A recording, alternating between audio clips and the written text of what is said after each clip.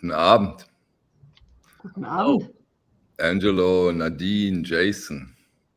Warm welcome to a new format here on the channel. And a very warm welcome to every fan of Borussia Dortmund. Okay. Yeah, What's happening there? They had all chances to get the German football trophy, to get the champion here in Germany today. Okay. And they didn't. So we have Bayern Munich the 11th time in a row. I know more about what's going on in the NBA now with the finals than I know about the German football, and I am in Germany right now. Yeah, but okay, so maybe we can cheer you up a little bit in Dortmund, or if you are a fan of Dortmund. We talk about vinyl music of May, the highlights of May. What was the outstanding stuff we experienced, delivered, bought, whatever in May? With us, as I said, is Nadine from Soul Disco. Probably all know of her, of the channel. Of course, the one and only record. Is it okay when I say nerd, or is this negative? Jason? Record nerd? No, I'm the one who's in the drama. I'm the most wanted in the VC right now. You're right. You know, no one can talk about me anymore, right? Or talk about us. Wow. And of course, very happy that Angelo joined us, because we had a very special day this month together. And sadly, he is not able to share his incredible records he bought almost on a daily basis. He's in holiday after the closing of his tour. The finishing concerts are done, and he's now in Warnemünde in Germany to relax a little bit. And he is here in this occasion because he will share some things that happened on the tour, how it is, how it was, the impressions. And yeah, let's just start. Maybe we start with Angelo, as he's in the upper row right now. How was the concert? How are you feeling after a tour? How was it? The tour was fantastic. It was over 6 weeks. There was 17 shows, a lot of rehearsals before that. Really happy with how everything turned out. Most of the shows were sold out, so that was cool. And but after a tour, you kind of fall into a hole, you know, as an artist. Mm-hmm. The worst thing is to be married to an artist. So my wife, she probably has a lot to say about this. But you have a lot of ups and downs. You can't really avoid it. And I try to just keep that up and down a little less if I can. But no, I'm happy. Just now we're visiting my wife's family here in Germany. So I don't have my records. I miss my records. I miss my record room. There you go. Already, you know, this is the second time, Angelo, that we do a stream together, and you are without your records. Remember last time we did this? It was also, I miss my records. Thanks, Michael. You always get me the wrong time. Yeah, it's not on purpose. Trust me. Nadine, in a nutshell, before we go into the details, how was your month? How was your May? My May was health-wise not so good. Like 3 weeks I had the flu. But record-wise, I found a record. I still can't believe I have it. And if you are a soul lover, I guarantee you're going to pee your pants. I almost did. Okay. Jason, the representative of the United States of America on this stream. Otherwise, we would do the stream in German. How was your May? I bought too many records. I need to slow down. That's what happened. So a month like every month, right? Yeah. So I mean, some cool records, you know. Nothing. I don't know if I'll be able to top Nadine today, but we'll see. Who knows? It's not a competition. It's not a competition, I promise you. Correct. Yeah, okay. Ladies first, gentlemen, do you agree? Shall we give Nadine the first shot? Nadine, go. Yeah, go. But I don't start with the highlight. I don't start with. But Michael, how was your month? Nobody Oh, asked you. No, it's your month. see, that's nice. See, that's Yeah. German politeness.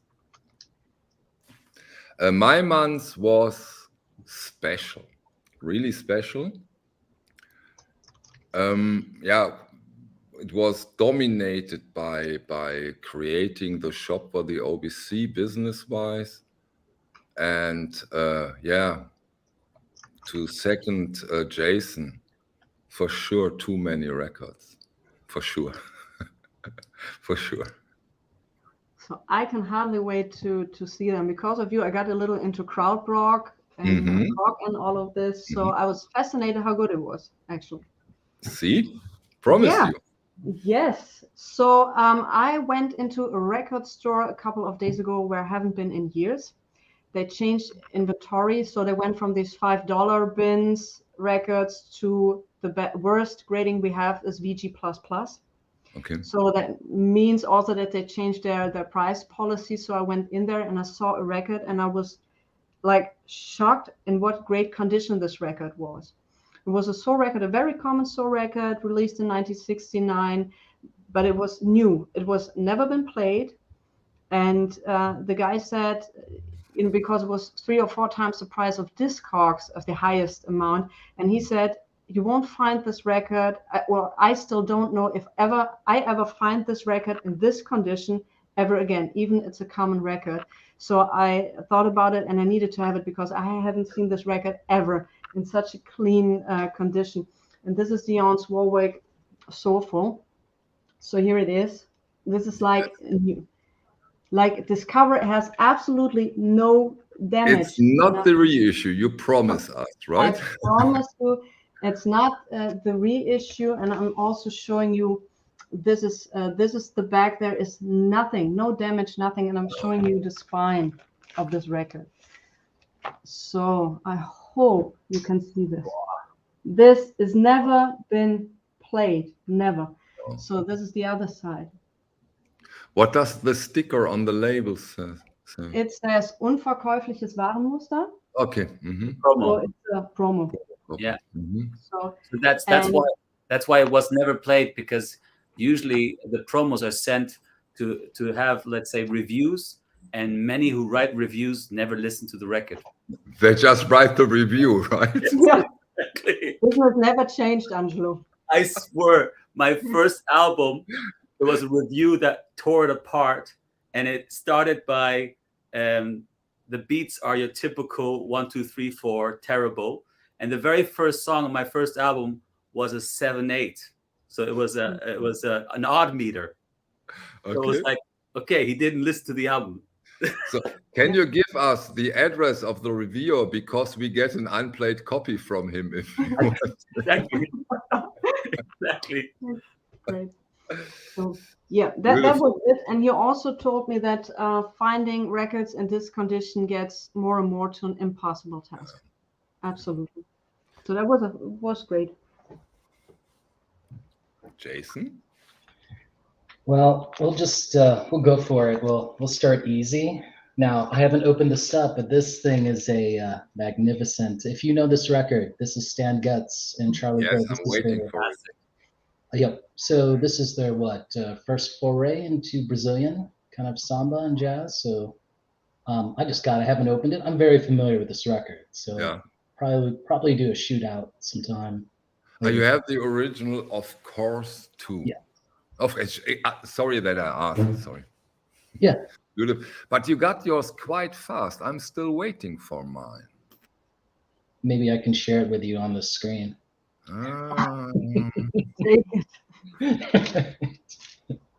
But I love those few albums they made together. They're just, I mean, of course, all-time classic with, Girl from Ipanema, but still, when I put them on for people that visit, you still enjoy it yourself as well. It's so incredible. Is this song, The Girl from Ipanema, a song that might occur on your kind of tour you did this? Why? No, you got to know your limits. Okay, serious? No, that wouldn't fit me. Don't mind my asking. Yeah, but I think this reissue, the whole acoustic sound series, I do love it. but important question to me, Angelo, Nadine, do you go into those reissue series too, or not?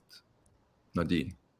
I absolutely do that. For example, the Ella Fitzgerald Christmas album, which came out on Analog Productions, is my go-to Christmas album, and this is such a great reissue. And finding an original and clean is near impossible. Okay. They're all beaten up family records, so this was a great reissue. I do have the Coltrane Ballads reissue, sounds fantastic. Dusty Springfield.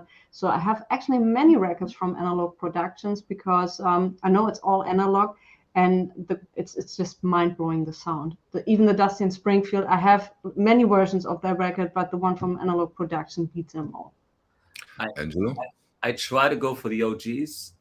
Sometimes they're hard to get. Sometimes they're quite expensive as well if you want to get in good condition. If I have an OG, I'll probably listen to the OG more. But I do buy the tone poets. I do buy the classics. I do buy the acoustic sounds.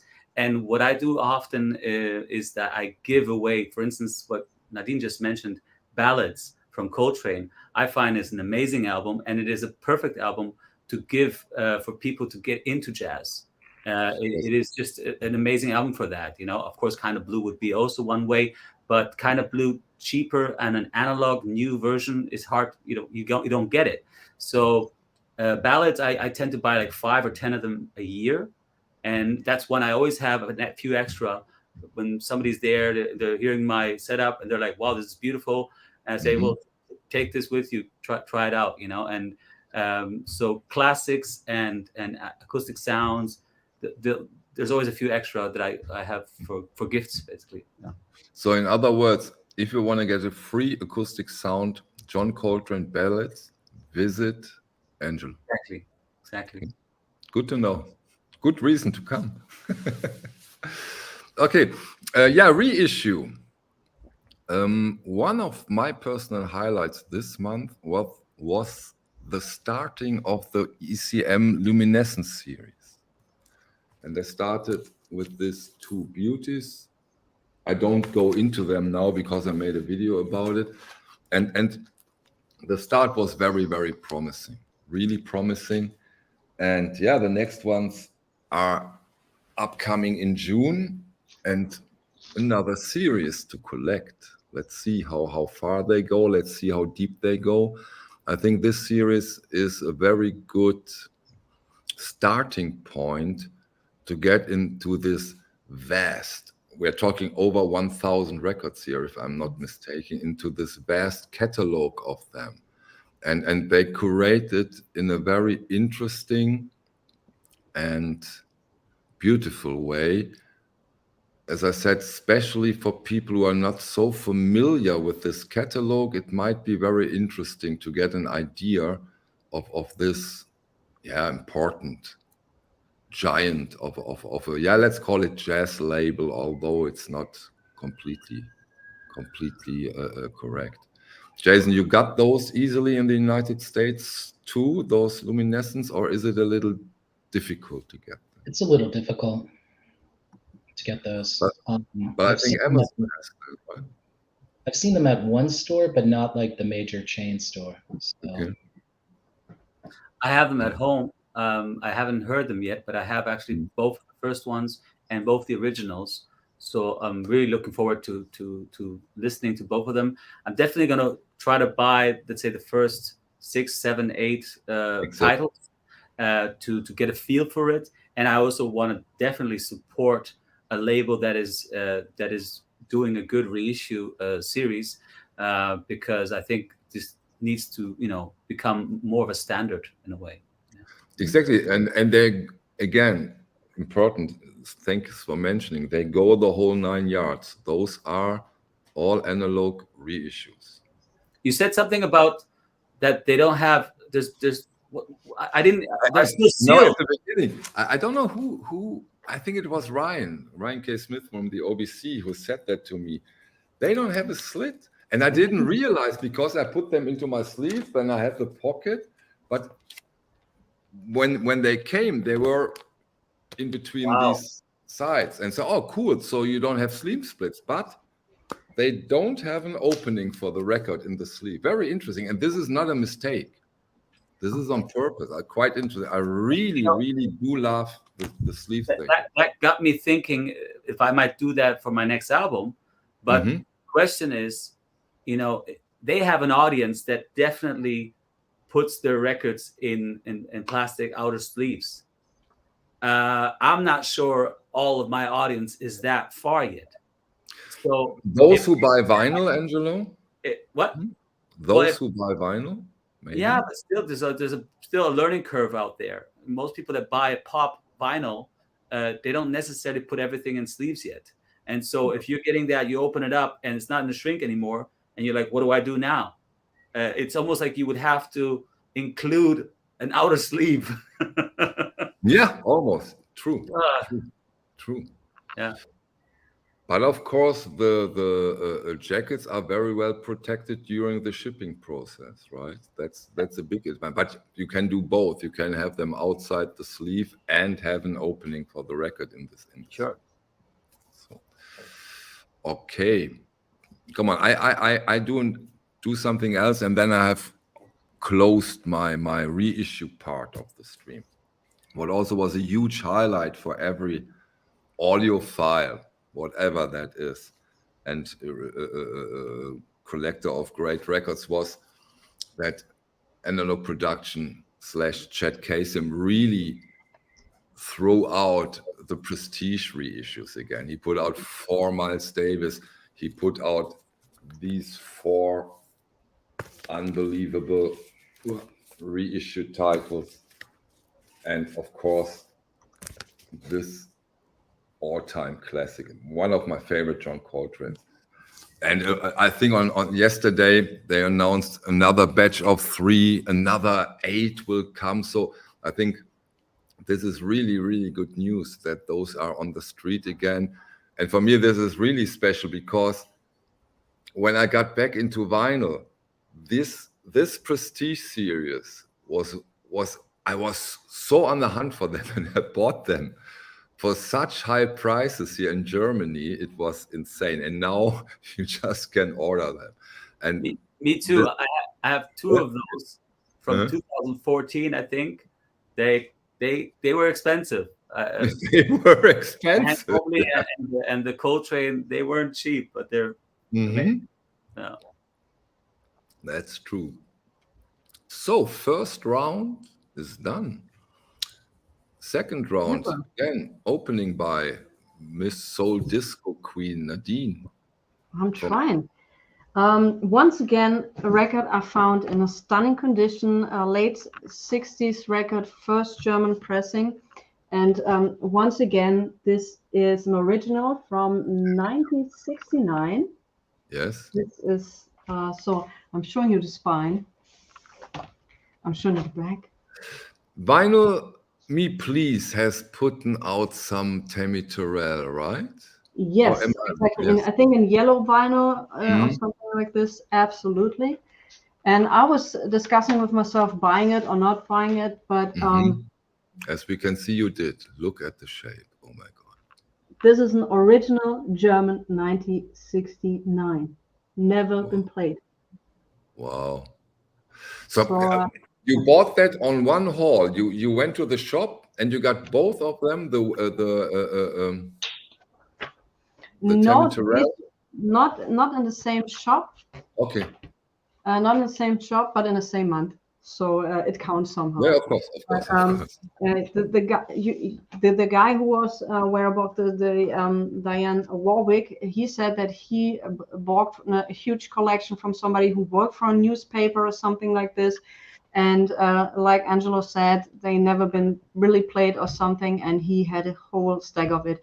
But that was gone within 2 hours after he put them onto the into the bin. So yeah. As Nadine just showed the second record in a pristine condition.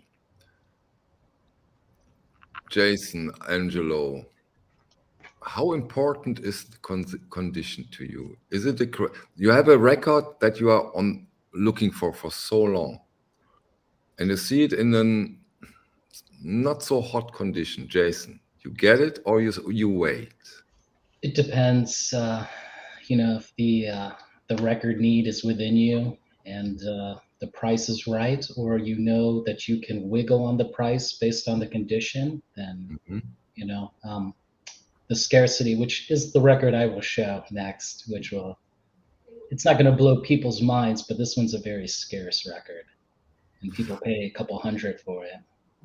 Okay, wait a second, because I want to hear Angelo's answer, and then you go into the record. Well, I think like many collectors, the more I have records, the more I'm collecting for years and years. I actually start trying to find only VG Plus or near mint. It's just more, it's more satisfying on the long run, and so you get more patient. But there are certain records you're realistic about. For instance, OG Blue Notes. If you get a VG, they can still play incredible. They're built like tanks. Or sometimes I'll have a record that the record itself is VG Plus, but the cover is more a good or a VG. That would be fine for me as well sometimes, unless the cover art is really important to me in some cases.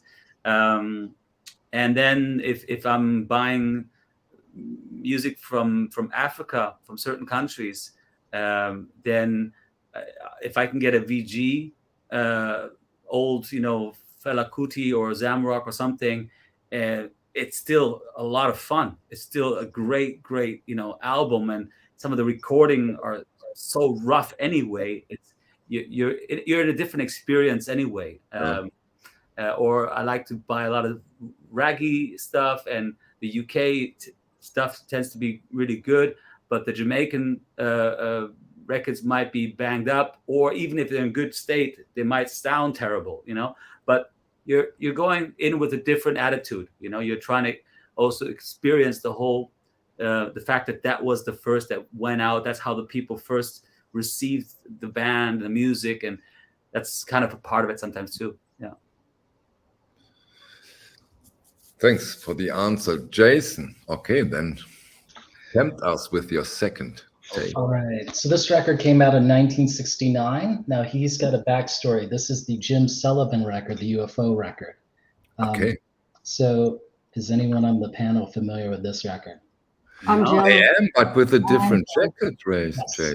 So this is like the second pressing. Let me back up here. So okay. This is like a nice hippie right here, but never should have blown up like this. Let's see, Jim Sullivan, he was a struggling folk singer, I say, and he used the Wrecking Crew, the famous U.S. Session musicians, and I think the original is a private press, which goes for over 1,000, and then this one came out. And I think this is just a slightly different mix, but this thing goes between $200 to, I don't know, $800. Wow. So to comment on what Angelo said, so the cover, you can see here, it's got some little damage, right? Yeah. But the record is VG Plus, and I got it for less than 100. So I was lucky, Wow. That's for sure a highlight. Again, Vinyl Me Please. Yes. As on a reissue of this. Okay. And I listened to the record. I had no idea about the record before I listened, and I totally like this record. It's a great record. Really a great one. I'll have to check that out. Jeez, another record I didn't know about. You said that it's about UFO abduction. He was very into this topic, right? Yes. So the story is that he went to the desert, and he said he was going on a trip, and then he never returned. So he disappeared. Yeah. This guy is gone. My next album, the whole theme is gonna be flat Earth. Okay. And there has been no dinosaurs. Okay. It might work. You never know. Okay. Something I'm really happy that I gotten into is maybe you saw my video about vinyl on demand releases of the Soviet France box sets. They put out this 3 huge box sets of Soviet France. Soviet France is an avant-garde, ambient, tribal band with amazing releases. Those box sets are really, really lovely, but they couldn't do one thing. They couldn't recreate most of the jackets of Soviet France accordingly. And I will, and so I got into the originals, and I found wonderful copies, and I will show you why they couldn't do it, and you will see and understand why. I have 2 examples here. First example is this one. This is between 2 wooden plates. By the way, it's signed by the artist Nadine. Wow. Awesome. That's cool. This is, yeah, I don't know if it's even printed. It might also be painted. Amazing. So, of course, you cannot recreate this in a box set. The other one, Yeah, that's actually a piece of art, isn't it? yeah, That's art. but the other one in a way is even more special. It's this. Wow. No way. Wow. No, it's metal. Can you see it? I'm now I have a lot of sun, but I hope you get the idea. And the records should be between those 2 metals. So Michael, I got that's the absolutely originals. stunning. That's I absolutely love them. stunning. I love them. I even got a box set with 3 clear vinyl, also very beautiful, but I don't want to show too much. But these are also, of course, and they are really not easy to get. Those Soviet France originals are quite difficult to get. Amazing music, amazing. I love the music, but I think those jackets are worth showing, and quite Absolutely. happy to have them. That reminds me of there's a store in Cologne, and the owner he talked about a record he had, but he couldn't find it. Otherwise, I would have bought it. He said it was a punk record from the 80s, and it was a 45, and it was in a cement block. Cool. Wow. So you had to break the cement block if you want to get to the record. So now you decide, Angelo. Now you decide. Yeah. And he said there's only like 100 of them, and I was like, I don't know about the music, but if you can find it, I'll buy it. I don't care. Just I need to have that. And you always know if you have a sealed copy or not, you know.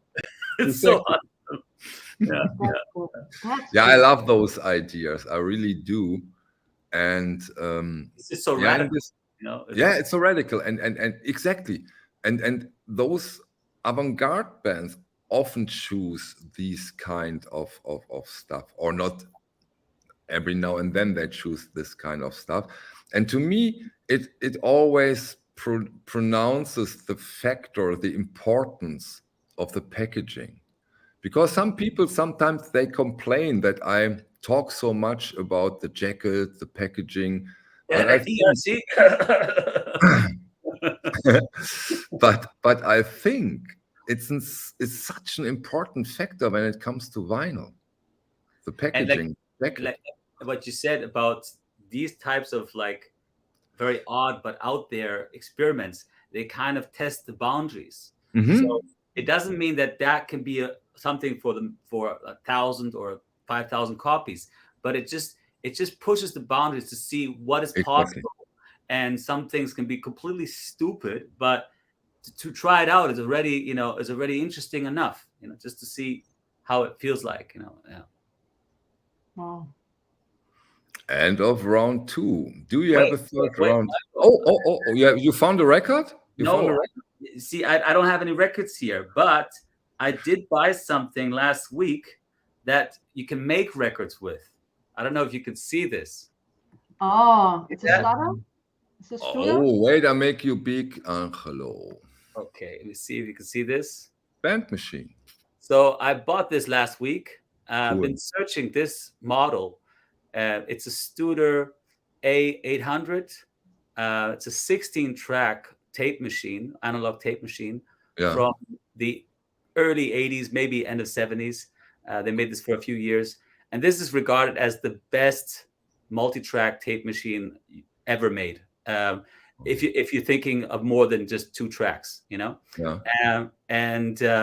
So I've been searching for this model for about a year, and finally found somebody who was selling it, agreed on a good price, and it's in perfect condition.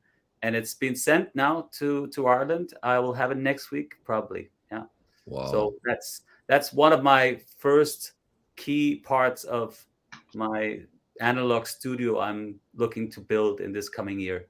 Yeah. Well, that's amazing. And pardon the pun, but this also looked mint. It's perfect condition. Yeah, it has the remote, everything, all the it's really, really in top condition. But even if it wasn't, I would have bought it anyway, because the last one that was sold is almost a year ago, and it just doesn't come up. So you have to keep an eye and open. they don't get more, right? They don't give birth. No, of course, none of them have been built, and you will find a lot of tape machines out there. The prices have gone up, but the studios, they demand a certain price. But the difference here is it's a 16-track. So on 2-inch tape, to have 24-track is to have less space. It's like the vinyl. When you put more space for the songs, it's just that much more information that you can really record. And so 16-track is on the same space, that much better, you know. So I will be limited to 16 tracks, but that's fine. My last album, I only needed 11 tracks in my last album. And so I only want to do live stuff anyway altogether. So with some drums and some backing vocals, we'll be fine with 16, and we'll get the best, recorded sound. So if I understand you correctly now, it means that you built up your own studio? I'm starting. I've been always buying some gear here and there, but I'm building now. I'm buying the key elements. So the tape machine I've been looking for a long time, and now I'm looking at a few different consoles. So the mixing desk, the recording mixing desk, is one of the key elements. So finding a really good desk is, first of all, expensive. You're talking, I don't know, in everything over 50, more like 100,000. Wow. And you have to really do a lot of research, and I've been doing that. And yeah, there's one I might be buying soon. I'm going to have a look at it soon.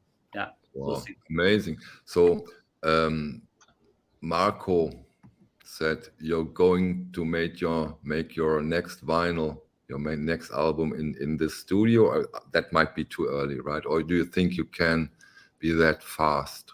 Yes, next year when I start hopefully recording my new album, I will have the studio there by then. Hopefully, that's cool. The idea.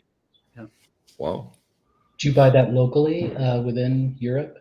It's within Europe. That one's actually in Poland. It's a studio that he has to close down because he was there for 15 years. But the guy that he's renting the building, from, has other plans, and so he has to get everything out. And yeah. So that's. I can't even imagine how to move that from Poland to Ireland. Oh, he has it all in pictures and the crates and everything, amazingly packed up. So the guy is really, really, really good. So that's another and good fact. How do you maintain the machine, and especially how do you get the spare parts? Because Studer made home versions of their equipment. This is Revox. I do have the A77 Mark IV. I have 2 tape machines, a 2-track mono and a 4-track stereo. Oh, nice. And I also my record player is the B790 from 1977. Cool. Getting spare parts for this is like drama. I have to go to Switzerland because there's one manufacturer who rebuilds kind of spare parts to make my record player work.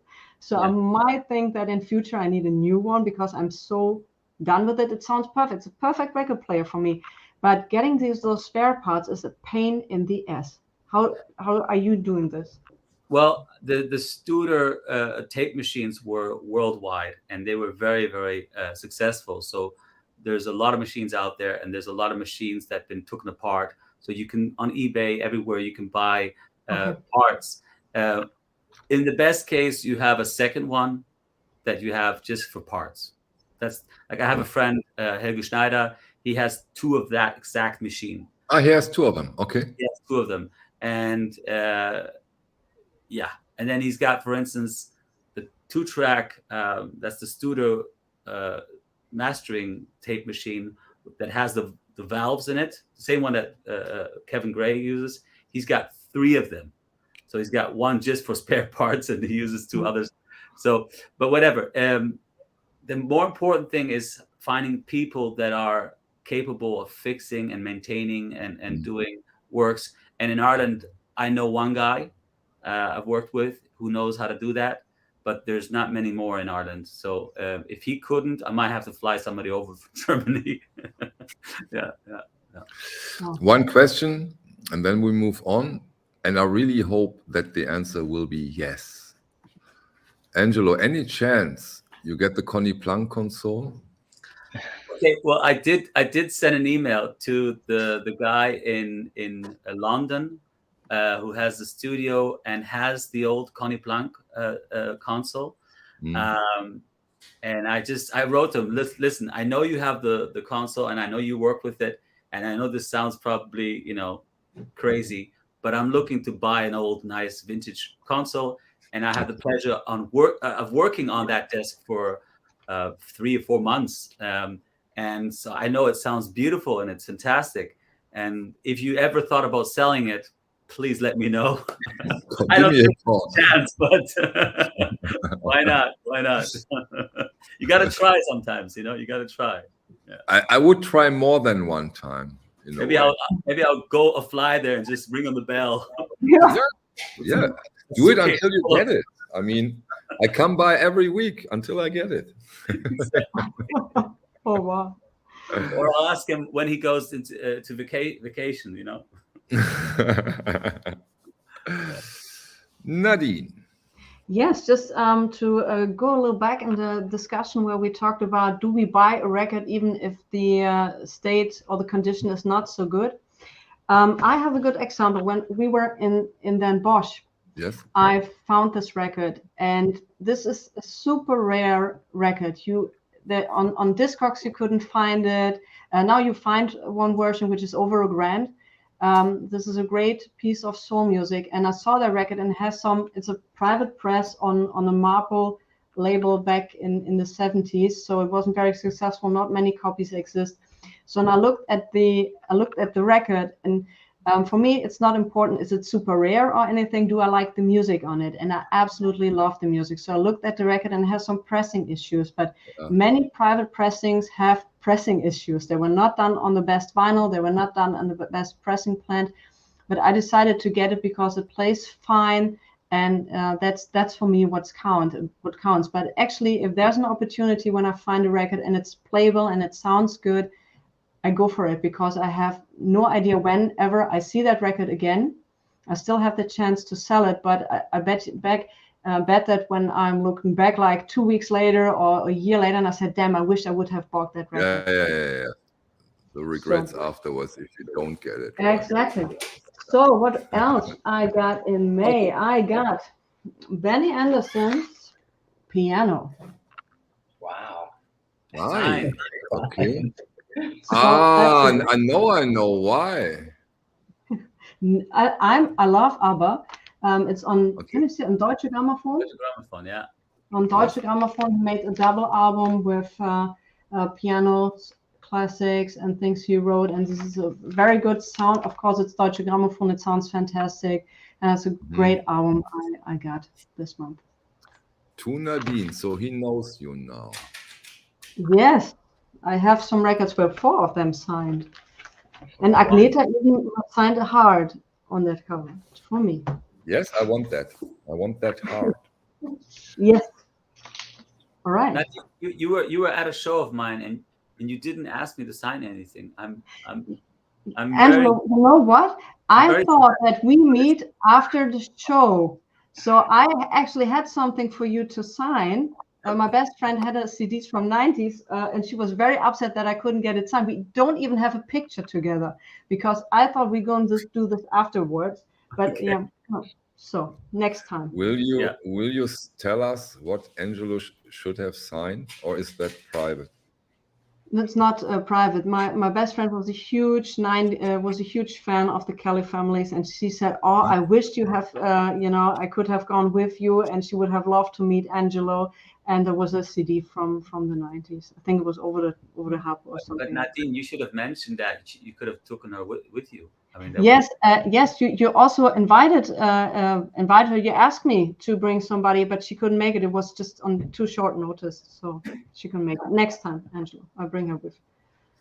The next tour, the Christmas tour, Angelo. Yes. Oh, that would be great. Do a Christmas tour. Jason, any signed copies? I have a few. But not in May, right? So they don't Not count. in May. I have like an Art Blakey signed record. It's pretty wow. Okay. Wow. So I think that's like 3 Blind Mice on United Artists. So I have Wow. That's amazing. who knows how much that's worth? I don't know. I'm just casual about it. I don't know. But the record, I'm trying to think of other things I have signed. I have like Bo Diddley signed records. So like kind of like my favorite. Like that early rock and roll is always, that's what I like the most. Okay. Wow. Okay, Impressive. My coolest story with the signed record is I was in a small record store in Ireland, in Ennis. It's really small. They only have like maybe 100 records for sale, and it's a cafe. And she has sometimes a DJ there to play some records. And that DJ, the day later, he had left some of his records just there. And I went through these records, and they had no price on it. And I saw a Smiths record with the signature of Morrissey and of Johnny Marr. Wow. And I said to her, so what is this going to cost? And she said, no, that's not for sale. That's from the DJ yesterday. He forgot to pick up. He's going to pick them up later. And I'm like, can you please call him? Ask him. I want to buy this. And she said, well, I don't think he's going to sell it. Just please do me the favor, call him. So I was a pleasant pest, and so she called him, and he was like, yeah, I got that in Australia way back. And I don't know. I'm like, will you sell it? And then back and forth, agreed 50 euros. I paid 50 euros and I ran for my life.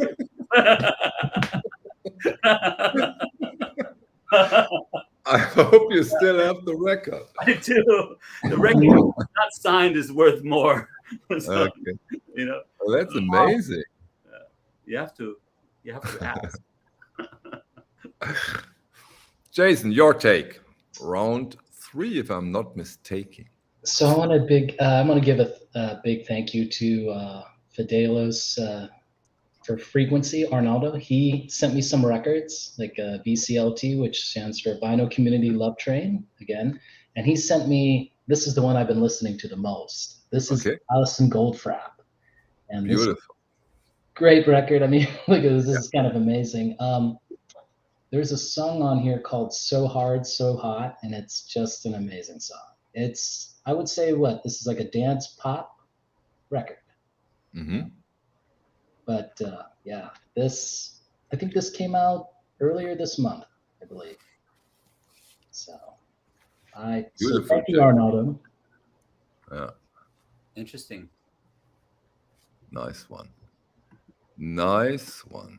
Oops, I just threw Jason out. I'm sorry. I just wanted to.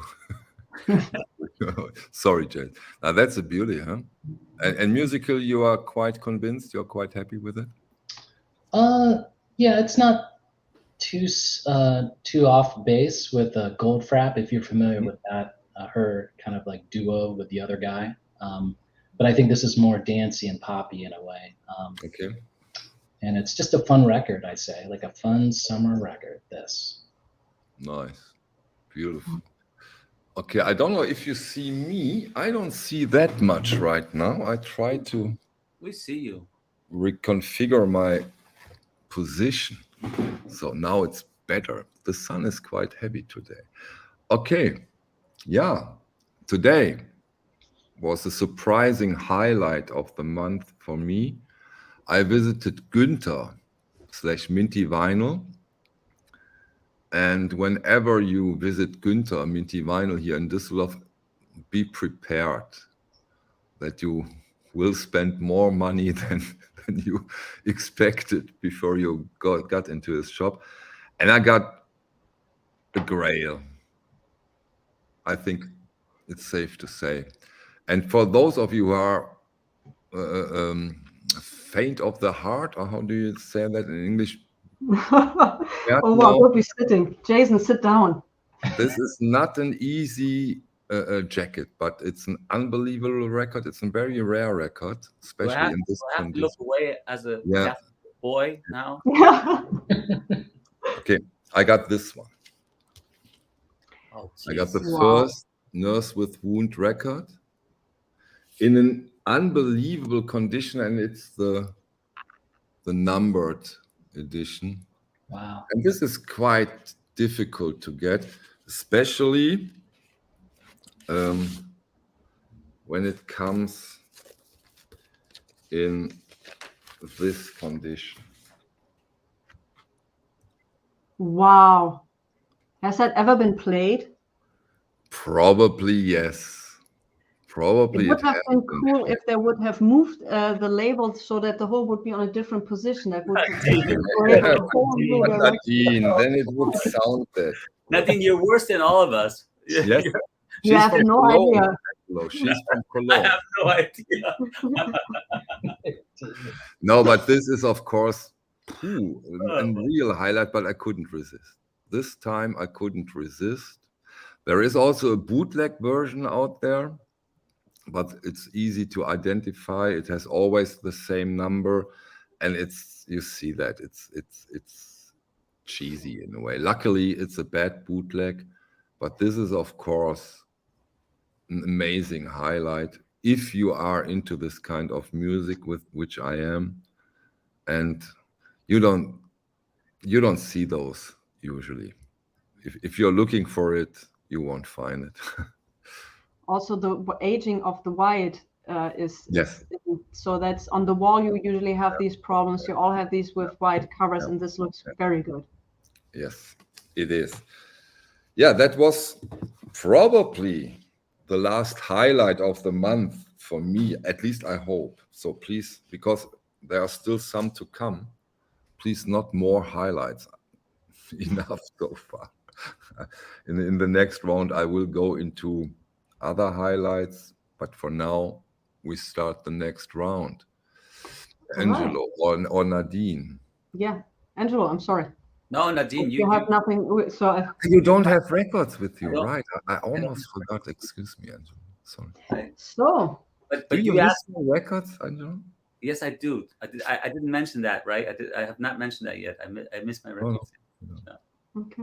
Well, you should have a suitcase where you have your favorite records always with you. I often do. Like this tour, I was flying back and forth every week, so that was fine. Mm-hmm. But if I'm gone for, let's say, a few months on the road, where I don't come home very often, I take a record player with me. You know, a Technics in a DJ case with a bit of a small speaker system. And then I'll have at least 20 records with me. So I've done that on a 4-month arena tour. I had it in the fly case. I always had my favorite records. Before the show, after the show, I would just listen to a few records. Yeah. So. Cool. Wow. All right.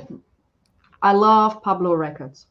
Yes. And I'm still trying to get all Ella Fitzgerald releases on Pablo. They are fantastic sounded. They rented fantastic studios at that time, and I still don't get why they are so tremendously cheap and that hardly anybody cares for them.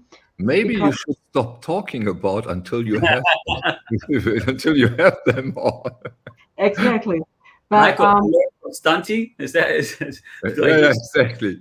That's Stunty style. Yeah. But it's fantastic. I got this Pablo release in near mint condition. And once again, I'll show you the spine. Please. German first press. So look at that. That's never been played. The vinyl is new. There's nothing on it. I bought this for €8. Wow, that's unbelievable.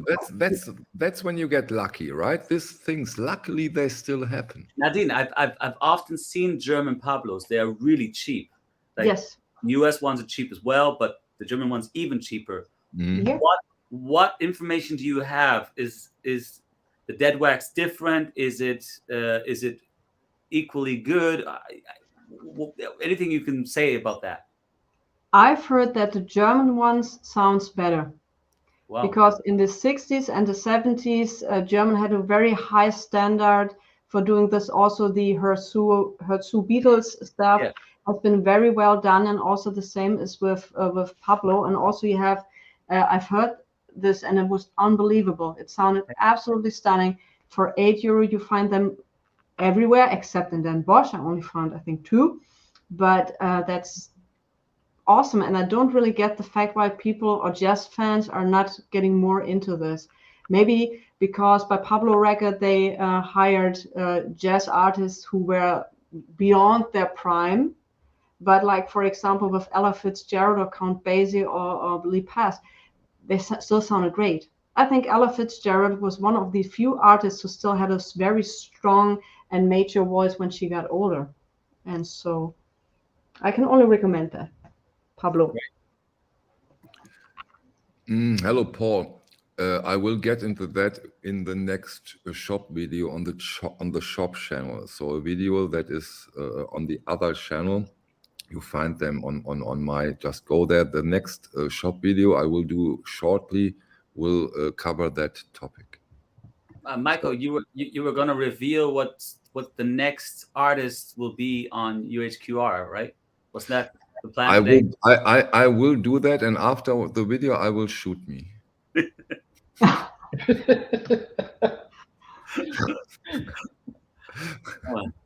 Prince, wasn't it Prince? For sure. Of course. Who else? Black Album. Okay, Jason. So since we were in Den Bosch, right, for Record Store Day, I wasn't able to get this. I finally got it. And it's just beautiful. I mean, if you look at this is a fantastic, so beauty. Wow. Very hologram, cover. And I believe they extended the original 2 LP set. So this is like garage rock, psychedelic music from the 60s. Yeah. They added they added 3 more LPs to this. So it's like an amazing box set. Beautiful. Now, the cool thing, which I hadn't been able to do until recently, was actually compare it to the OG that's right here. Okay. Yeah. Now, this is always quite tempting and exciting to do, right, Jason? For me, it is. I don't think it's fun for some people, but I enjoy it. Like, I believe this is mastered by Chris Bellman, right? And then this thing, of course, is the OG white label promo. Wow. Is this a hard to get record, Jason? I think you can get the mid 70s reissued. I think this is hard to get in a way. Like it was released in the mid 70s by Sire Records, so I think you can get that for like between, I don't know, 10, 20. 10, and the original, Jason? To get a white label promo, maybe a little harder, just a little. Okay, but cool. This is actually going for some money now, which I feel bad about. Like, I get it, like the exclusive, RFC thing, but it does sound pretty good, and the bonus tracks are totally worth it if you're into garage rock. Yes. I haven't heard about this Record Store Day release, so you're showing something completely new to me. I didn't know that this was on this year's Record Store Day. Did you, Nadine? No. Angelo, you were aware of it? Yeah, I did look at the list, and I was looking to see what I might pick up afterwards, because I had a concert on that day. I wasn't going to be able to stop by anywhere. More of the jazz records were more the thing I was looking at, and I did get a few. I got the Bill Evans was it called Feldman, who always does all Yeah, that the resonance label, right? stuff. So I got the triple Bill Evans. Peter from Basement 45, he brought it to me. He came to a show and he brought it with him. That was cool. But I haven't heard it yet. I haven't had any time. So yeah. Cool. Thank you, Jason. Yeah, my take, I think. Yeah, I told you I will show. May was Grail time. I really can say that. I found so many records that I was looking so hard for. But of course, due to the OBC shop, I was in a lot of record store, way more than usual. And so I couldn't resist. And I just share 1, 2, 3 quite special records, at least special to me, because I found finally a Ralph and Florian. Wow. This is the third Kraftwerk, and you can see in a Is this the original from 1969, Michael? Yes, and a really beautiful condition. And very important when it comes to this release, it comes with this poster, and because I'm careful, I just will open it. Wow. It's amazing to have this in this condition. The vinyl is also in perfect shape. So this find was quite special. Finally, I really looked quite long for it. Then one of the most amazing records of all time. And to find this in a very good condition, next to impossible. The record store I bought this said I'm doing it for, I think he said 19 years, and this is the first time I got this record. And this is the Manuel Götsching E2, E4, again in perfect condition. There is nothing on it. Also the jacket is, it's the embossed, is the first pressing. Maybe I tell Manuel Götsching is the guitarist from Ashra Temple. And when you listen to this record and think about the fact that this is over 50 years old, you can't be more innovative on a record like this one. I don't know what he has eaten before he did it. It's an unbelievable record, really an unbelievable record. And the third one I want to share also for Grail for quite some people is the first pressing of the Nick Drake Pink Moon, which is first pressing, also in a very good shape. So yeah, that's a beautiful one. Also a record you don't see every 25 minutes. In that case, it's the only way of really getting the analog version, because all the repress later on, they don't have the tapes, as far as I understood. They don't have the tapes. The second, third pressing has the tape, because sure, but like anything now, yeah. So you have to go back there. You have to get some of the first ones, otherwise. And that's the stuff that makes those extremely expensive records. The tapes are lost. The record itself wasn't that successful, so not so many copies. Yeah. So that's what builds up some of those grails. But it's interesting. The Pink Moon is the most famous album, probably. It's the most streamed album, the most legendary album of his career. But the very first one is the most expensive one, if you want to get that. So I guess the numbers are even smaller there. Probably. Yeah. But Angelo, you have to start somewhere. When you see the third record, take it. Well, I have the first. No, I just want to have the first before I get the third. No, I'm missing the second. I have a good US pressing of it, but I need the UK one of that as well. So then I'll have all three. I promise you, within the next 15 to 20 years, you will. Yeah. I saw that record in Den Bosch. I don't know if saw that. Okay, cool. I held it in my hands and I was like, "Wow, this is it. This is Pink Moon." Yeah. Looked at it and I was like, "Wow." How was the condition? It was near mint. Cool. How much did you? How much was he Just asking? for 1,000. Okay, that's okay price. That's a good price. Yeah, that's In that condition. market price. Yeah. Yeah. It's but it's, for instance, I have the reissue as well, and I always tell myself I have the reissue so that I can listen to that one more regularly and keep the OG for just certain occasions. But I always listen to the OG. It's just, I mean, of course you're touching it and you're like, oh, this falls down and blah, but it's just, you put it on and it does what it needs to do to you. It's just, otherwise, you could also stream, you could do other things, so. Thomas Bass got an extra copy, Angelo, and if he says it, it's not a joke. Wait, you mean of the second album? Probably. And as I said, if he says it, it's the truth. He doesn't joke around, and he's probably the guy who has this with a spare copy. Oh boy. Hey, we got to talk. Yeah, you should talk to him. Trust me. Okay. Angelo, your fourth. You don't have records. Right. Nadine, can you please? I have records, but you have records. Oh, look. I didn't buy them. You see, almost every week, almost every show, I go out after the show to the audience and talk with them, make pictures, sign stuff, except for people like Nadine who don't. Angelo, I interrupt you now because you got your answer. Yes, the record you are looking for. Shit. Okay. So anyway, but Angelo has to go now. My audience. Driving a car in the background. I hear it. My audience has figured out that I'm into records.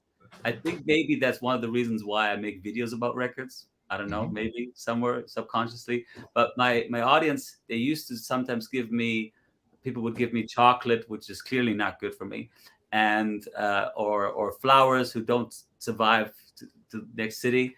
But now every show I get records. So there's always at least 1, 2, or 3 records, and they're not all always great. But this is an example of the last weekend. This is a record from Bob. Wow. It's funny because the drummer was my first teacher, so that's funny. Then this is for my kids. That's funny. That's too. A beauty. Come on. Yeah, that's nice. This is. Oh, this is special. I see. Okay, this year is actually I don't have not really many of our own old records, but this is end of the 80s. This is pretty rare, so I was happy that somebody gave me that. And then this is. I think this is terrible. I think this is terrible. This is like an old DDR band that was like a country band. I think it's not pretty DDR, Angelo. I'm quite sure they were West Germany. Really? I'm quite sure. Yes, it's not. Maybe they were big in the DDR. Anyway, that might be. Yeah. They were also big in the United States, I think. What? Because of their country. Yeah, they were country. They were No, but I think they were bigger. They were bigger than the Kelly family, but that doesn't mean anything, right? This is. I think this is terrible, but it's so terrible that it's pretty cool. Yeah. I think. Yeah, it's not like Schlager, This is some dance thing. I don't know. Somebody gave me that. I'll check it out. Then a Polish fan who came to the show in Berlin gave me two Polish records sealed. Cool. So that's nice to discover some Polish music. That's a great record, that Neiman record. You know this one? Yes. Wow, awesome. You know this? Wow, yeah. That's amazing. How would you categorize this? What kind of music is this? I'm thinking either that one's like the early 70s kind. So he was kind of moving into that kind of rockish, because he did a psychedelic record in the 60s. Wow. So that one's kind of like the transition, I believe. So that one's pretty good. You might like it. Garage rockish, early 70s rock kind of. Super. Awesome. So we have a visitor who gave you a record. Bianca Feldman gave you a record in Hardenberg. Yeah, I got a few there, so I don't know which one she means. I got a few there. See? Damn, Angelo gets so much free records. Yeah. Oh, Angelo, Luciano Pavarotti. Cool. Now I have a weak spot for Pavarotti because I knew him. We knew each other, and we spent time in his home. We were actually part of the Pavarotti and Friends in '96. Oh, okay, cool. one of the greatest highlights ever, with Eric Clapton, Elton John, everybody on stage together, just totally nuts. And Pavarotti used to always squeeze me, hug me, and say, "My friend, my friend." He was an amazing person. So I have a huge weak spot. I always get sentimental when I hear his music. Imagine if you know him. Little Steven, somebody gave me that. And then 2 albums of the sister of Mike Oldfield. I don't know how that happened, but why not? We'll check it out. You have quite some sisters, so it makes sense somehow. Yeah. So I got records. I didn't buy them. So. Nobody can say you came empty-handed. Exactly. So, Nadine, which records did you get from your fans? Sorry, Angelo. Go. Michael, you got to go on tour so that people start giving you records.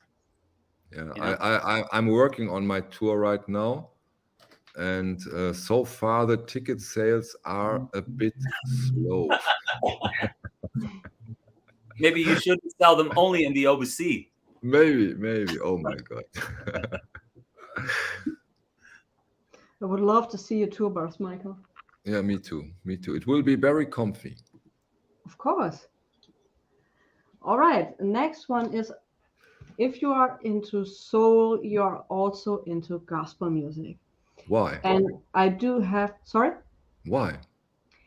Because it's very close together. There are many gospel records from the early throughout the 70s, who are also sometimes very funky. Some of them have been sampled in rap songs by Jay-Z. So you get a very soulful, sometimes funky tracks, which you probably have never heard of if you're not into gospel. So it's soulful, it's funky, and it's absolutely wonderful, because many of these artists, they came together, they recorded a song sometimes on a 2-track tape machine. I have one of my favorite gospel records ever, was recorded on a 2-track tape machine. It's sounding horrible, but the voices are just tremendously good. Okay. And is the reason for that maybe Angelo, because this is interesting now, maybe Angelo can share some opinions. Are the voices so cool because they use the 2-track machine, or does that have anything to do with each other? I think what she's getting to is probably similar, like with blues. Like some of the first blues records that we have, or the earliest recordings, are field recordings. And these field recordings are basically engineers going out and really capturing music from, dare I say, real people, not artists who live from it, but just, people who are just, and that has a certain authenticity that is so incredible that the sound really doesn't matter sometimes. And so you have that, you can have old recordings of old Irish singers singing in Gaelic, just in a pub. It's a terrible recording, but it's so authentic. It's mind-blowing. So I think that's what she's getting to. Those would probably be like actual gospel events, and nobody's making any money. It's just out of pure conviction and for the Lord. And yeah, there you go. Yep, exactly. Thanks, Angelo. So, and you get them sometimes. Some of these gospel records are over $1,000 or more, because they're super rare, and some of that stuff has been sampled. So a lot of them very expensive, but many are also super cheap, and you get fantastic recordings. And this is He's Alive by Sister Hagar Tricks. Fantastic record. It's I got this sealed for €10. Sealed. But the record was still okay, I hope. Yes, the record was still okay. I stopped buying sealed records because actually of that problem. I hate warped records. It's terrible, yeah. It's terrible, and flattening them is not always the solution. But anyway, this is an absolutely great song. I'm going to look at that cover. Yeah, of course. I feel a bit for her because it looks very hot, and she has to wear. Yes, she bears for the Lord. Yeah. Exactly. I love how the color of the is like, just like the dress or the. Yes, Maybe Angelo should get inspired for his next jacket. I see him in this jacket somehow. No, I don't Yeah, think and so. then dark earth all around it. That color and dark earth. Oh my God. Yeah, but maybe Michael, you can do the test for me. You know, I do. I promise. I promise. No problem. okay. I'll make the pictures of Michael's shoes to present them to you, so you have the test. I'll finance it gladly. Oh, Okay. perfect. Oh, So, I'm Michael, so we do it very cheaply. Spend the money in the bar and tell them it was Ah, you guys. But only if you drink Kölsch, I guess, for Michael, right? now you're out. No, I'm also not into You're beer, out. actually. Jason. So since Nadine showed a signed record, I forgot that I have a signed record. So Okay. this is released by Everything But the Girl, and they have come back, and now this is signed by Tracy and Ben. So Cool. Where did you get it signed, Jason? from Rough Trade. Okay. You can order the signed copy there, right? Yes, I was lucky. It's sold out. Mm-hmm. But this is their first release in 24 years. Quite some time, right? Yeah. Yep. And they're still doing. How is it? Can you give us an overview or your impression about the album? I'm trying to be nice here. No, don't be nice. Folks, Be honest. old Don't folks be nice. making dance music. Is that how because they're more mature now, right? This isn't the dance music, right? It's kind of like a young man's game, right? Young person's thing. And I agree. The fact that they've decided to pursue this, not pursue like their acoustic or pop background or bossa nova, which they started with. They proceeded to keep with the dance thing, and that's okay, but now they're no longer the leaders, so they're kind of following trends, and maybe that's okay. You can't be king and queen forever. Exactly. Yeah, that happens, right? To every band eventually. Or you really start at the right point. Yes. Jason, is it Is time there on the thing? this is a nice question. Angelo, Nadine, Jason. Let's start with Angelo. Is there a band that stopped at the right point? The Police. The Police, okay. I mean, they did do some shows later on at some point, but they didn't make an album, and I think they stopped at their peak. They were never bigger, and so that's a great thing to do for sure. Sure. And imagine the Police would have gone on, make albums, and become like U2 now. Wait, did you say U2 is still going? Just kidding. I know. It's sad, but it's true. Oh boy. Jason, a band that stopped at the right time. You have one? That stopped at the right time? I can tell more about bands that stopped at the wrong time. Yeah, that would be the easy part. That's why I asked. Angelo, choose the Police. Can you choose another one where you say they did it right? Trying to think here. I have like the worst example ever. Like the Eagles, they stopped at the right time. Otherwise, it could have got worse for you. Okay, your take is the Eagles. Okay, interesting. Nadine. I'm a little torn actually, because they somehow got back together, but not really. That's Guns N' Roses. Yeah. They made a Spaghetti Incident in '94 and then, split up or whatever. But they came back recent years with Chinese Democracy, but where they're not all played together. So for me, it's kind of Guns N' Roses. That's interesting. They couldn't have stopped at a better time, because that rock metal, hair metal, that was gone. They had the debut album, which was brilliant. Then they had Use Your Religion, which was brilliant. Spaghetti Incident was on the downside. So that was actually for me a good point to stop. Have you seen them live before? I have seen them live in Germany, yes, with Slash, and it was very disappointing. Wow. I saw them in the early '90s in Hanover in the stadium when they were at their peak. The whole original with Matt Sorum on the drums. Yeah, correct. This is the perfect choice. Bauhaus. Very good choice. I'm surprised that nobody said the Beatles. Yeah, but I mean, isn't that Yeah. a bit tasteless? I mean, I didn't say Nirvana. What the heck, Michael, man? Doors. Jeez. Doors. Where is this stream going to? We Buddy need Holly. rules. Buddy We need Holly. rules. Okay. Okay. I think it's no. Jason had the last one. Okay. I have to go back to reissues because this is not for me. Not a highlight. Only a highlight of the month. This was for me the highlight of a label that exists since 10 years, almost 10 years now. But what they did this month, in my opinion, was unbelievable. Jason, the Vashti Bunyan ERC.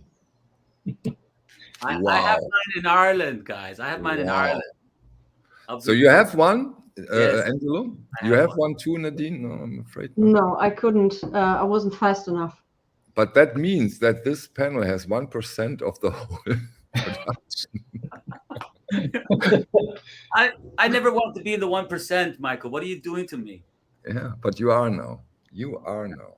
But this is an unbelievable reissue of an unbelievable record. And of course, I can imagine that this record, especially to you, Angelo, is quite special. The music, right? This small, beautiful folk songs. It's fascinating. I'm not sure if I love it or hate it. You know, it's not. But it definitely has. It has that time period of that scene in England, that folk scene, which I find totally interesting. I mean, Nick Drake is in that scene in the way, and a lot of others. So definitely, I'm not sure if it will be a record that I will keep forever. I will have to see if I still like it in 5 years from now. You know, but getting an original is just impossible to even get it, and really expensive. So this was the best way of engaging in this album and trying to find out what the whole fuss is all about, you know? Exactly. Yeah. And then, of course, I mean, this story, I mean, Nadine and me, we are in advertising, and you can make this stuff up. A woman puts out a record, which gets so less attention that she stops her career. And over decades, it is one of the most important records you can buy. I mean, this is unbelievable. Also, like Nick Drake, Nick Drake also used then later on in advertisement and stuff like that. This is an unbelievable story. And then again, that they went to the artist who had the original tapes and finally found a decent jacket to recreate it. This is special. Fantastic. This is special. But that's when ERC really shines, when they really have to get into direct contact with the artist. They have to really, I mean, that's a lot of effort and a lot of work for something very unique. Okay. I'm jealous, but I'm not getting green, but I'm jealous, believe me. You are? Yeah, you would have been above 1% if you. But maybe Nadine someday will have a signed copy. This is all destroyed. Oh boy, no, I don't think so. Do you have something left, Nadine? Yes, I have 2 records left. I'm keeping the highlight, which fits perfectly to your story you've just told. Cool. For the last one. So what I got was The Emotions Untouched. Okay. So this was done on Vault, which was a sub-label by Stax. And finding this record isn't so difficult, but finding a first press on the yellow, I'll hold that up on the back, finding a first press on the yellow Vault label is tremendously difficult, and you not so cheap, honestly. But I got it done on I got a very good deal on it. And I was trying to find out, and I got in touch with the Stax Museum in Memphis, why this first pressing is so much rarer than the other ones. And the truth behind it is that they pressed very few copies of the first pressing because they thought it's not going to be successful. So that's trust. It was. It was.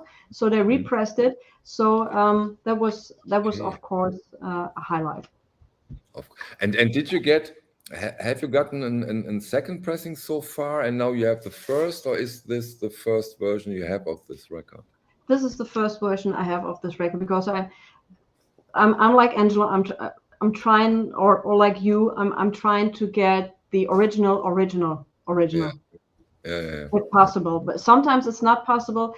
And the record dealers are sometimes, when I'm discussing with them, oh no, Discogs says it's not the first pressing. They say forget about Discogs. Discogs is also full of errors because it's been done, by very people. And we've had that many times. And I say it's not. He says sometimes a record is produced at two different plants, but then they are delivered on different times. So what's the first pressing now? So, but this was right. Beautiful. But you have been with us on Den Bosch, and now you have done some record hall in shops. It's a huge difference, right? If you go to a record store or this overwhelming a record fair, right? The difference is quite striking. It's for me. It's that when I'm in Den Bosch, I always have the feeling that I'm in the hunt. I'm in the rush of something. I'm trying to, and when I'm in a record store, it's way more calm. I have time to look for things. But it's in Den Bosch for the Lee Moses record. If I wouldn't have been at that moment at that booth, the record would have been gone. So. But yes, it's a huge difference. Jason, what do you prefer, or do you take it both? You know what to expect, and you don't have any preferences, or do you have preferences when buying records?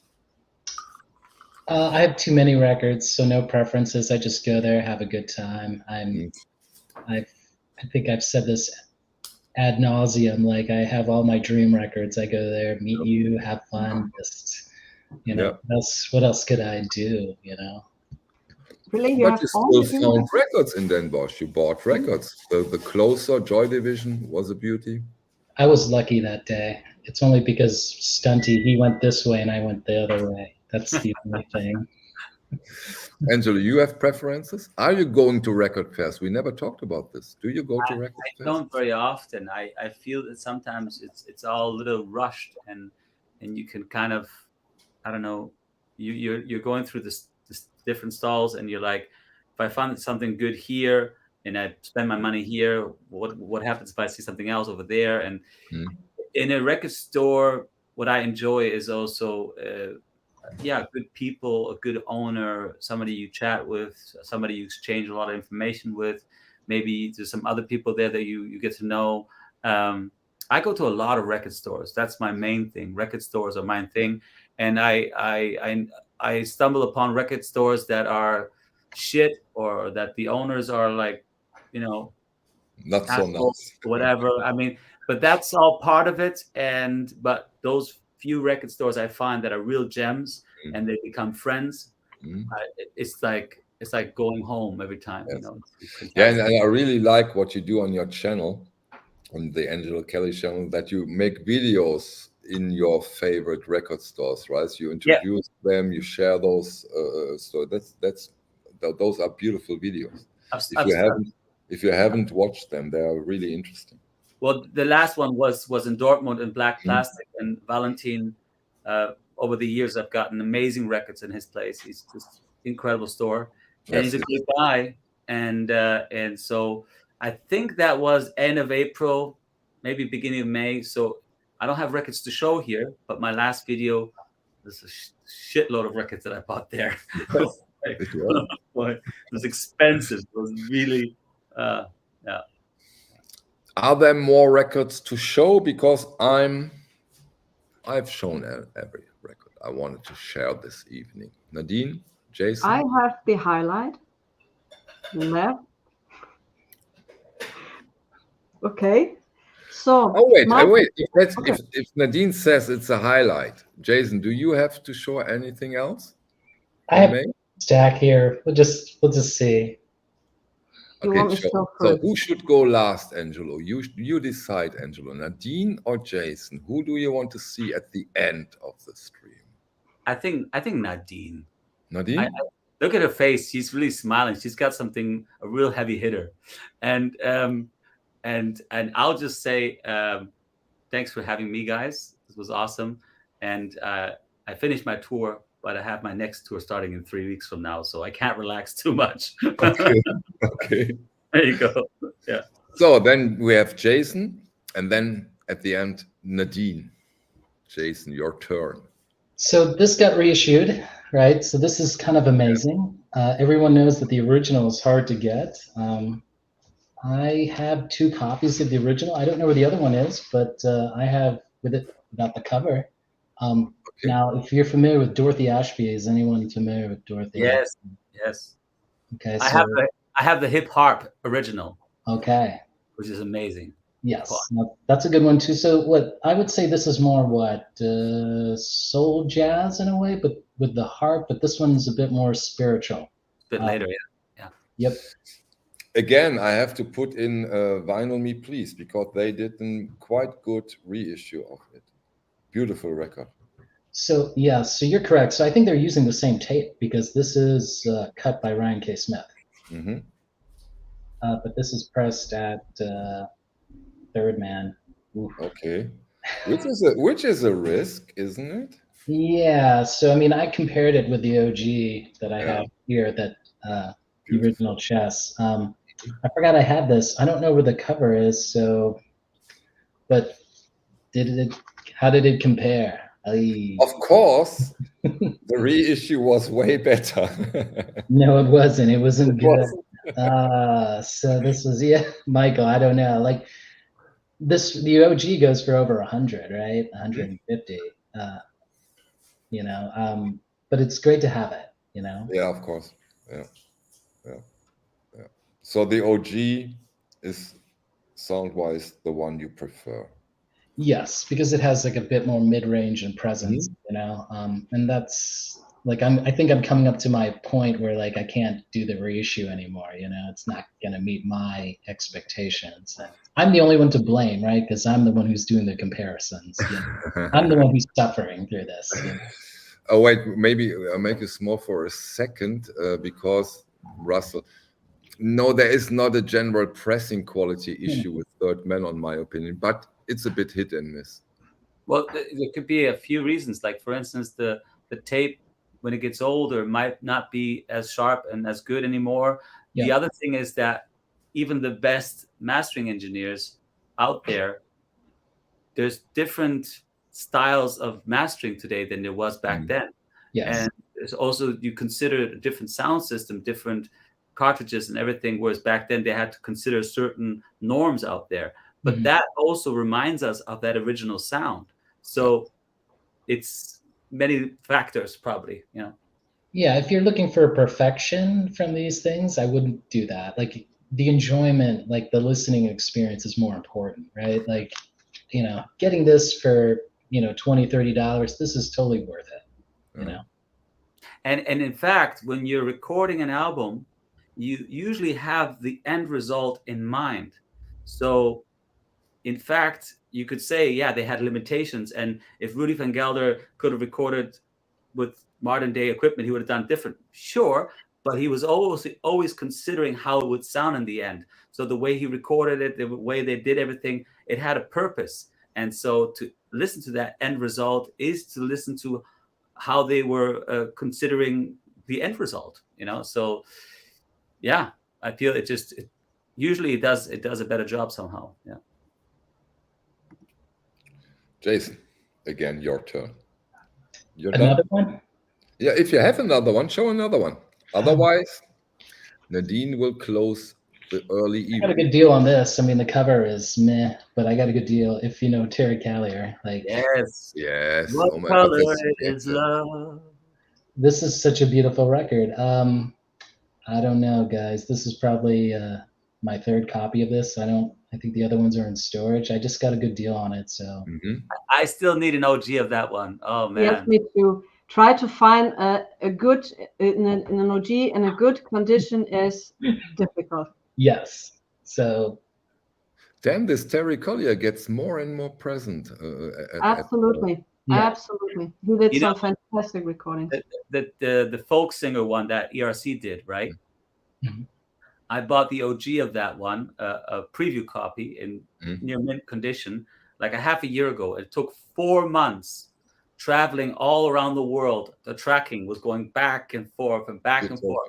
And then after like 2 months, it got back to the States. Then the seller was like, "Are you sure you want me to send it again?"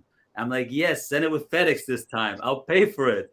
And then he looked on Discogs and the price went up and he was like, "I'll just give you the money back." I'm like, "No." No. And I finally got it and it's in great condition and it traveled all around the world for 4 months. If you do that, I will make a song about you and it won't be a good song. I nearly got a heart attack on that one, but it was worth it. It was worth it. But you at the end you had a happy end, right? You got it's amazing. Cool. I paid like 400, but it's now at 600 to 800. Yeah. If you can even get it, you know. Yeah.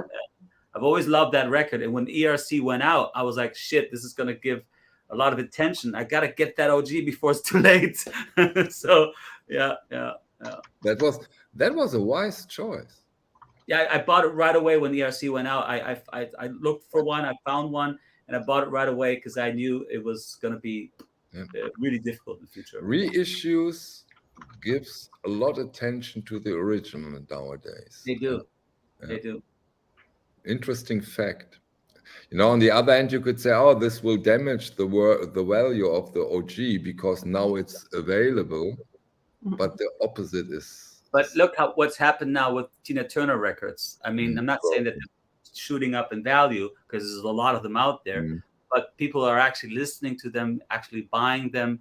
There's movement. So it's not about somebody has to die. It's just that something has to happen.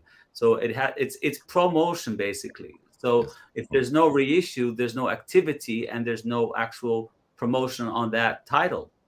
So Nadine, don't go Borussia Dortmund on us now. No. You have the last choice. I have the last choice. So my favorite memory of Günther will always be in the stream when he was with you and saying, "I don't have soul records."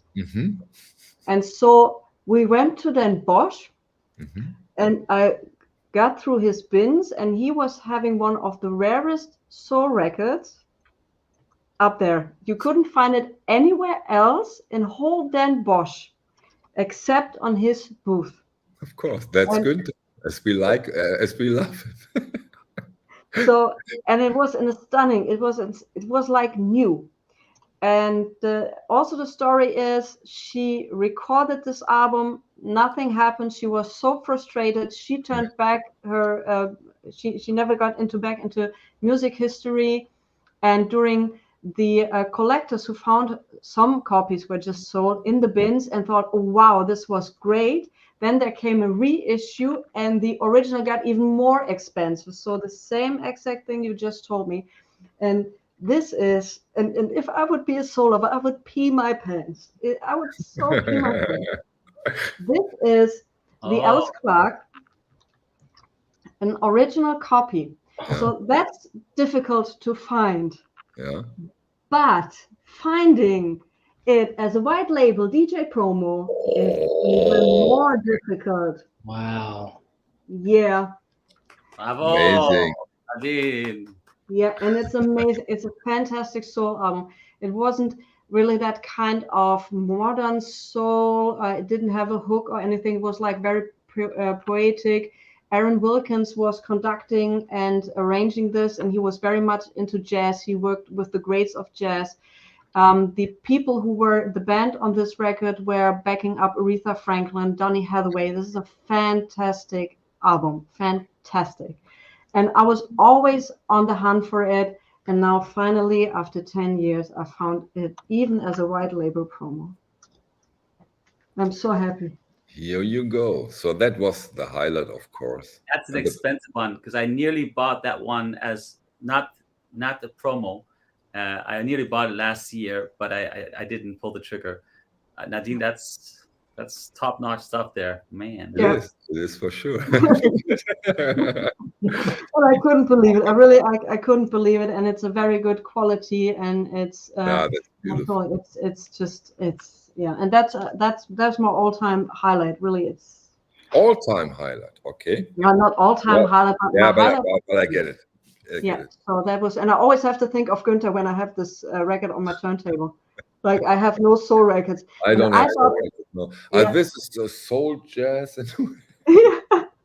And I was looking and then Bosch for this record because a couple of years you could easily find that 3 or 4 times. Starting price even then was 500 upwards, you know, and you couldn't find it anywhere. The collectors are not parting with it, and so he was the only one who had it. The guy with no soul records. So that was my highlight. Bravo. Thanks for sharing. Michael, what's coming up for the coming month? What are you up to in June, or what are you looking forward to? I'm looking forward to more prestige releases. I'm looking forward to a month where I sleep a little bit more. Sounds stupid, huh? And for sure not that amount of records next month. It was. Yeah, I've heard that before. Yeah. And you're going on tour again, so when we will meet again? I don't know. I mean, I'll try to come by. I really enjoyed being at your home. The dogs are lovely. Your wife is amazing, and your sound system is not that bad, I must say. It's okay, right? It's okay. It's yeah. It's incredible. It's incredible. Yeah. Yeah, June, always a beautiful month. Let's hope for the best. It's not that I can say now, oh, this one. Because to be quite honest, I've lost a bit track of upcoming releases. Are there something very special records coming? I don't know. Any one of you know something? But June, July, August are also the calmer month, right? When it comes to new releases. Or am I wrong? They are, right? I think we've had so many releases. As some jazz people say, there are so many reissues coming up. You can hardly keep up with anything. Yes. And now everything is available suddenly. And for many, it's too much. It's difficult sometimes. Also the series. The last series I'm going into now is the Deutsche Grammophon. But then that's it. I don't go into this craft series. I for sure will not go into this Rhino series. I just won't. But don't you think that it's going to shift? People are going to start not collecting a series. They're going to more buy the individual albums that they like, they know of. They just want a good release of it, which is true. It's absolutely totally true, Angelo. But you know, I'm a very strange person. I like those series and I want to have this series then. Sure. Yeah. Jason, you something can't wait in June to happen? In June, I can't think of anything other than I'm moving back to Texas. That's about it. Is this something positive for you or something you have to do? For work, yes. I'll Okay. be doing that, and then of course I'll be closer to the Austin record show to look forward to that. Try not to buy any more records, try to slow down, be honest. Yeah. Nadine in June. Nadine in June, yeah. Also, I need to slow down on buying records. I so need to slow down. And sounds like an AAA meeting here. Yeah, it's horrible. Our 10-step program. I'm Angelo and I'm addicted to records buying. Yeah, it's horrible. You know, you're like, okay, I need to stop, and then some dealers got in touch with me from the States and say, look, I found this and that, and I'm like, okay, I want it, and then damn it. No, okay, you need it. You don't want it. I need it, and I want it. Boy. Horrible.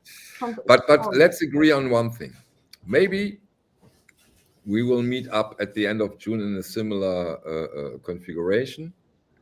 And if we then say in July, most important thing, I will buy less records, then there is something seriously wrong with us. That's gonna happen for sure. I don't know. Maybe something's coming out where we say we need and want that so desperately. Maybe. I have the feeling, Michael. We will see that. End of June is coming way faster than we expect.